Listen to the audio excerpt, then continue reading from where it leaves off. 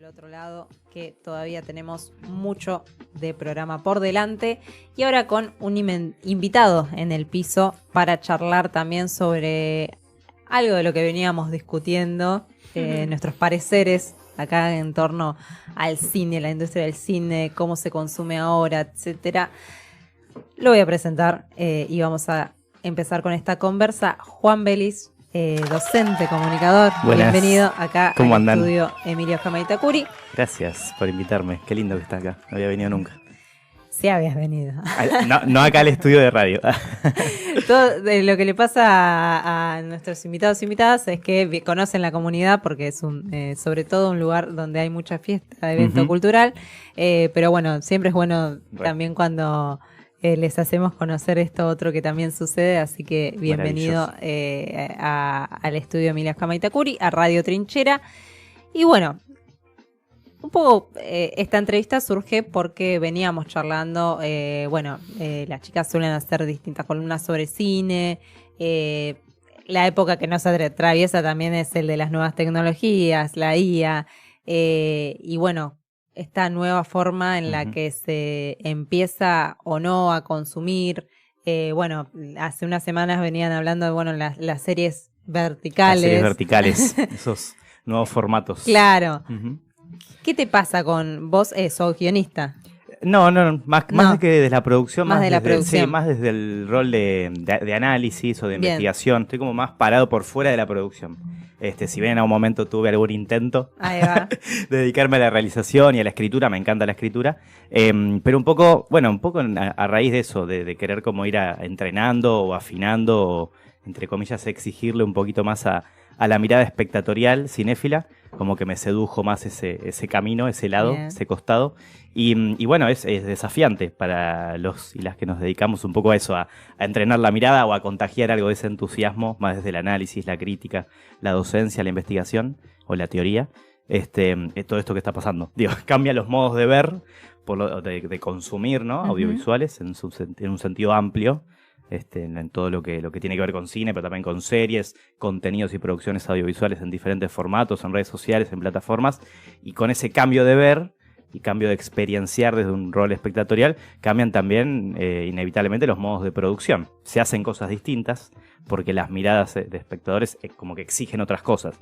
Igual eso que parece siempre así como que está interrelacionado, tiene también su contrapunto, porque uno podría decir, en realidad hay nuevos modos de ver, nuevos modos de hacer, más fáciles, más ágiles, puede ser un debate largo, y la mirada tiene que adecuarse, ¿no? A esas nuevas como exigencias de formato. Supongo que no hay una respuesta a eso, una única respuesta, pero bueno, es desafiante, capaz para los que nos formamos viendo de otra manera, de repente lo que pasa ahora, claro, con las series verticales y todo ese universo, ¿no? ¿Y cuáles son los principales cambios que ves en el cine, en cómo se produce hoy audiovisualmente, no solamente en el cine, digo en las series, que tienen que ver con este tiempo que estamos atravesando? Y bueno, yo creo que hay algo por lo menos me pasa a mí como espectador, de muchas mezclas de ansiedades, ¿no? Como de no poder regular o controlar los tiempos de visionado, o no saber, me pasa a mí que me sentía seguro ya con mis 30 años de cuáles eran mis gustos, más lo que me gustaba ver en cine, lo que más disfruto, los criterios estéticos, me gusta más este género o este estilo de películas o este ritmo o películas que se vean en ratio de aspecto horizontal. Y de repente creo que estamos en tiempos con tanto flujo y tanta plataforma y tantos modos de ver, estamos en tiempo en donde entra en crisis esas supuestas certezas que teníamos. Y de repente yo mismo estoy un día... capaz me pongo romántico y digo que me pasa todo el tiempo que digo, voy al cine, quiero ir al cine, esta semana no voy a ver nada en casa, voy en la medida de lo posible, porque también hay que pagar una entrada, pero bueno, hay muchos ciclos de cine acá, económico y con entrada libre y gratuita. Digo, esta semana voy a ir a ver 3 películas si puedo, en 7 días de semana, a ciclos de cine o al Cinema La Plata, voy a ir a la sala, ¿no? Y de repente, un día digo, no, me prefiero ver una peli acá en casa, tengo que ver 2, tengo que hablar justo mañana en el programa de radio sobre esta película que la puedo ver acá en casa. Y eso te cambia el formato, porque el formato, el contexto, la disposición, la disponibilidad, ¿no? A la hora de ver una peli. Uno está viendo en la pantalla de tu casa, tenés luces, tenés otro tipo de estímulos, está el celular como un apéndice de nuestro propio cuerpo en tu mano, te aburriste 2 minutos y ya lo agarraste y entraste a Twitter o a Instagram. Y bueno, yo creo que me perdí porque divago, pero lo que pasa es eso, que aún los y las que creíamos que teníamos como las certezas de qué es lo que nos gusta ver, cuál es el tipo de consumo que elegimos, vinculado al audiovisual y a lo cinematográfico, tenemos que asumir que estamos en crisis. Imagínense la gente más joven, bueno, yo doy un taller de cine a pibes de 18 años, ahí en el último año del secundario, y bueno, tampoco saben bien qué decirme, y de repente me dicen, no, profe, me gustan las series, sí, miramos esta cosa en Netflix, qué sé yo, y de repente vieron una serie de Vertical, y de repente me nombran un actor de Hollywood y a alguien de acá de Argentina, y yo no sé si cuando era más chico me sabía todos los actores y las actrices de Argentina, o era más la tele, las tiras diarias. Hay como una mezcla, una ensalada de consumos que bueno, creo que lo más importante, lo que yo intento como ejercitar y dejar como motivación, como idea, es de no perder esa exigencia, ¿no? De exigirle a nuestro ojo que no sea solamente ver cine o películas o series o contenidos audiovisuales que nos distancien de la realidad, sino entender que hasta la película más que parece más pasatista o más así pochoclera, nos puede servir para conectar con la realidad y pensar algo de lo que somos día a día. Bueno, eso, hablo mucho. No sé. Pero va por ahí. Una pregunta, sí. En relación a esto de los tiempos, porque creo que se vio eso de también buscar acortar los tiempos de las películas, porque esto de la inmediatez genera que estamos todo el tiempo consumiendo cosas que si duran un video de TikTok dura más de 2 minutos, no lo ves. Claro. Y cuando vas al cine, creo que está también crees que está este prejuicio de decir, bueno, si la película es muy larga, ya no la voy a ver porque es muy larga. Total. Sí, hay algo ahí de capturar la atención, que bueno, se vuelve como súper atendible para los productores, la gente que piensa las películas, y de repente se vuelven tal vez condicionamientos desde la producción en ciertas plataformas, ¿no? En estos tiempos en donde Netflix, Disney Plus, Amazon Prime son un poco, son plataformas de producción y de distribución, o inicialmente fueron de distribución, de difusión, de publicación de ofertas de cosas para ver, pero ahora son también casas productoras, ¿no? Lo que antes era Paramount, que también tiene su plataforma ahora, o 20th Century Fox, son casas productoras y son entidades también financiero-empresariales que tienen su jerarquía, sus búsquedas, sus posicionamientos políticos y ganas de ganar plata. Entonces ahí aparecen condicionamientos. Tienen que verse mucho y rápido, mucho en menos tiempo, para que estadísticamente y numéricamente den las cuentas y genere ganancia. Y eso implica que sí, que por ejemplo ahora, esto lo contaba creo que Seba de Caro, lo ubican, Seba de Caro, sí. Tiene su programa también de cine, ahora creo que en Gelatina, y él dirigió 2 o 3 películas que produjo Netflix, y él decía que en los requerimientos o condicionamientos, por ejemplo, le decían que tenía que ser algo que no suena muy loco, tenía que ser una película que se pudiera entender si vos estás lavando los platos o haciendo cualquier otra cosa. Los diálogos tenían que subrayar, reiterar y redundar para que vos solamente escuchando pudieras entender lo que estaba pasando en términos narrativos. Y bueno, y eso de nuevo parece una obviedad, pero desde uno toma cierta distancia y se posiciona en un rol medio de análisis o reflexivo, y lo que te obtura y lo que te anula es toda la otra dimensión, que se supone que lo audiovisual es mitad sonido, mitad imagen, y bueno, una de esas dos invenciones siempre se anula un poco, ¿no? Cuando, por ejemplo, no importan los planos, no importa el encuadre, no importa el montaje, lo único que importa es que se entiendan las voces de los actores. O algo que pasa inevitablemente con la serie ya desde hace un tiempo, como cuestiones formales de puesta en escena que tal vez no nos damos cuenta, y si agudizamos y detenemos un toque la mirada empiezan a aparecer, que es que claro, todo el tiempo son planos bien cerrados, en donde tenemos que identificar permanentemente quiénes son quienes hablan, cuáles son los personajes, y el fondo, el contexto, o el paisaje, o el escenario pierde dimensión. Y eso es como, problemático o interesante para pensar, ¿no? Para problematizar. Sí, igual estaba pensando que capaz esto de, armar un tipo de contenido para que se pueda ver para que se pueda más escuchar que ver. Capaz también tiene que ver con que la gente también tiene menos tiempo de ocio hoy en día. Y pensando en el largo de las películas, como que capaz que las películas más largas son como para un nicho de decir, bueno, a la gente cinéfila, por ejemplo, pensaba en Christopher Nolan, que ahora va a sacar La Odisea, que va a ser una película de 2 horas y media. O pensaba también, la otra vez fuimos a ver Hamilton, que es la película de una obra de teatro que tenía hasta un intermedio. Uh-huh. Entonces como que capaz la gente que verdaderamente está como dentro de un nicho puede llegar a pasar estas películas largas o estas obras largas, y más la gente que por ahí lo hace más como un momento de ocio que se está perdiendo, bueno, entra por ese lado. Total. Sí, es re complejo y hay como múltiples fenómenos entrando en juego, pero yo creo que también estamos, como decís vos, como en tiempos de cada vez más segmentaciones de modos para ver. Antes, capaz tradicionalmente, la historia del cine del siglo XX eran los géneros clásicos: drama, romance, comedia, terror. Y ahora yo creo que las plataformas ahí son un indicador de eso. Fíjense que en Netflix la multiplicidad de categorías y etiquetas que hay, películas para reír, películas para ver, para no sé qué, es que es raro porque ya no es en la categoría genérica de drama, acción o ciencia ficción. Y de repente eso, hay como nichos, ¿no? Como archipiélagos de consumo, digo yo, como pequeñas comunidades que tienen su lado re positivo. Pero bueno, si te querés poner en un posicionamiento más así de defender la popularización del cine y de que todo el mundo puede ver todo, bueno, capaz que se pierde esa masividad, ese alcance, porque creo que esa segmentación de que alguien ve series verticales, de que alguien ve solamente series de Netflix, de que otros van a un ciclo de cine a ver películas de Tarkovsky o películas largas, del cine de autor casi clásico y pochoclero y de alcance masivo, tal vez como el de Nolan, digo que tiene como esa cosa de autor, pero no deja de ser un cine recontra taquillero y de alcance masivo. Después está el cine más snob elitista, si querés, más, o el circuito festivalero. Digo, hay un montón como de categorías, algunas con connotaciones negativas que no tienen por qué tenerla. Digo, dije snob elitista como algo malo, pero bueno, porque también está la carga siempre valórica y política. Pero digo, habría que ver, no decir, pero por lo menos lo que uno querría es que no se homogeneice todo eso y se dejen de ver ciertas películas que es importante que estén. Por ejemplo, yendo puntualmente al cine argentino, lo conecto con lo que decía antes, ¿no?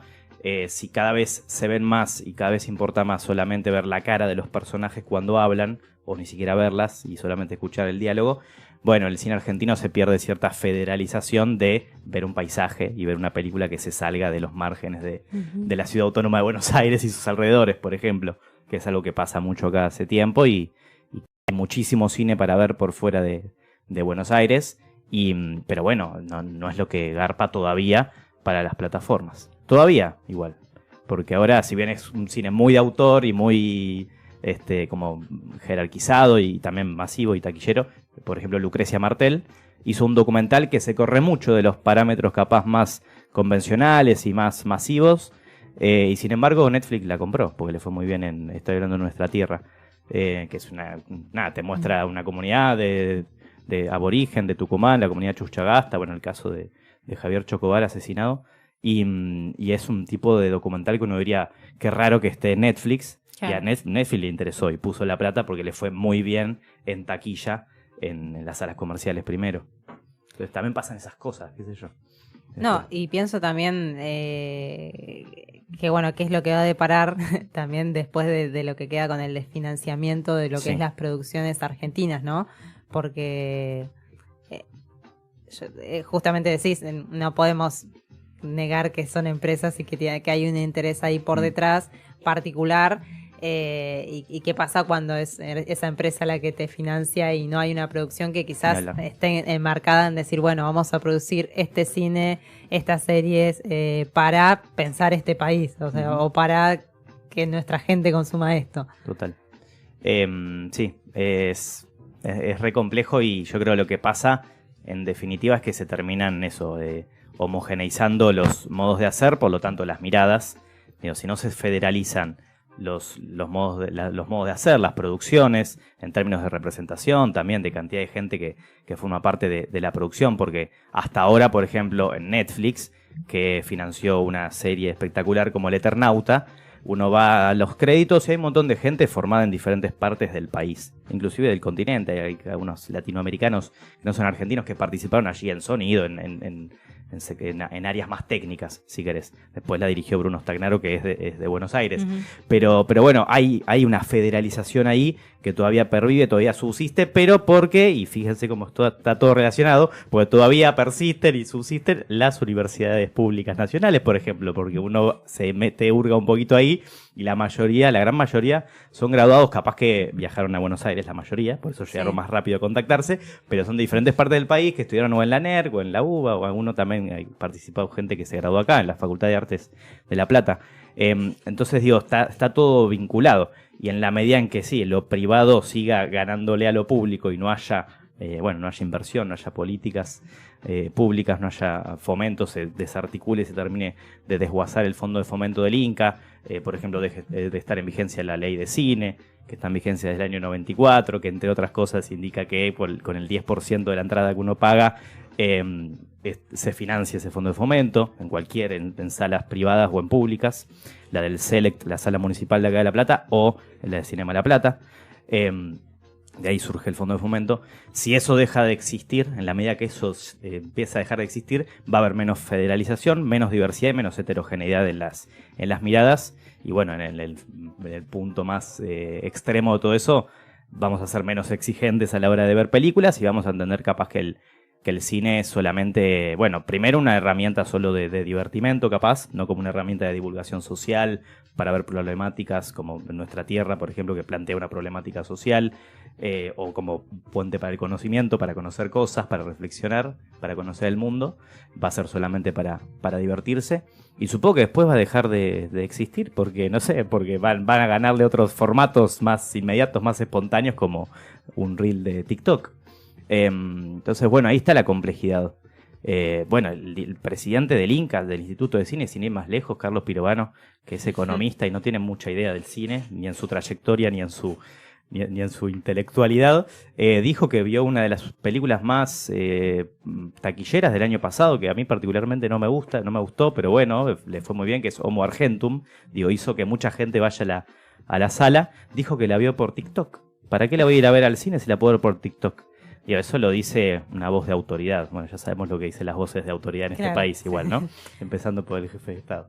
La vara está bajísima.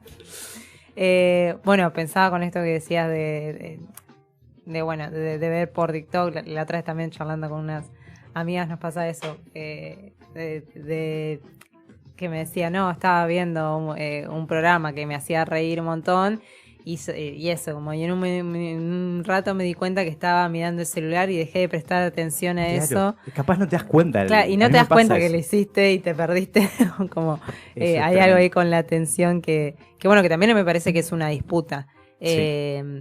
Y pensar que todavía persista el cine, porque quizás en el cine no sacás el celular y te pones a scrollear o no sé, queda muy, muy desubicado. Sí.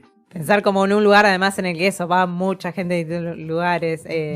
Ha cambiado el cine, no es el mismo cine que se veía hace unos años y que eran salas llenas, sino que es algo mucho que... Sí, esto más de nicho, ¿no? Esto que decíamos de que de verdad que hay más como comunidades. La comunidad que va al cine, la comunidad que prefiere ver la peli en su casa, la comunidad que ve una peli con el celular, la otra que hace un esfuerzo y pone el celular a cargar a 2 metros de distancia para poder prestar atención a la pantalla. A mí lo que yo creo es eso, que se nos desafían nuestros propios hábitos de consumo o de modos de experienciar el cine, digo yo. Yo que estaba re seguro de que me gustaba ver una película de determinada manera, de pronto veo desafiada y confrontada ese hábito. Porque también me asumo víctima y medio adicto a las redes sociales. Entonces, de nuevo, que sigan existiendo ciertos espacios, ciertos contextos, para poder ver el cine de otra manera, creo que es importante. Es importante la inversión pública para eso, porque en ninguna parte del mundo, lo digo de otra manera, en todos los países del mundo, el cine tiene intervención del Estado, digamos. Hay políticas públicas, hay subsidios para que puedan arrancar. Después están las grandes productoras. Y después hay una tradición de cine más independiente o autogestivo. Acá había cosas que revisar del Instituto Nacional del Cine, sin dudas, pero pero en ninguna parte del mundo no se financian películas con plata pública, porque se entiende que hay una dimensión cultural ahí. Que se entiende justamente que el cine, las películas y que las producciones audiovisuales en su sentido amplio no son solamente para entretenerte un rato, sino para formar identidad, para formar ciudadanía también en las generaciones más jóvenes. El cine tiene que enseñar también, eso es lo que se hizo con... bueno, acá por ejemplo, no sé, el canal Encuentro, sí. En su momento ciertas programaciones que alentaban eso, ¿no? Que entendían que en el audiovisual había una herramienta también para formar identidad en ese sentido. Bueno, eso ahora está como tan en crisis a nivel global y más puntualmente acá también, que bueno, nos interpela día a día. Bueno, un montón de discusiones nos llevamos. Pero bueno, también como para ver y problematizar cómo estamos consumiendo también hoy en día. Yo creo que está bueno exigirle un poquito la mirada dentro de las plataformas masivas. Digo, no hay que decir, no hay que ver Netflix o no hay que verlas. Hay que hurgar un poco ahí porque de repente aparecen películas como Nuestra Tierra. Y lo mismo con el contenido en redes sociales. Digo, hay un montón de gente que ofrece reflexiones interesantes sobre cine y que nos inviten a pensar en un reel de 1 minuto de TikTok. Y que ahí hay análisis y hay cosas. Y eso a un pibe, una piba más joven le puede servir para interesarse un poco en una película más larga. Digo, no es toda una cuestión así de negar y de descartar, porque esto, total. Claro, hay un montón de cosas piolas también. Bueno, Juan, te agradecemos por haberte venido. Te prendimos ahí. Perdón, es que me vine caminando desde Plaza Rocha. Sí, y hoy es un día... Me pintó caminar. Está bien.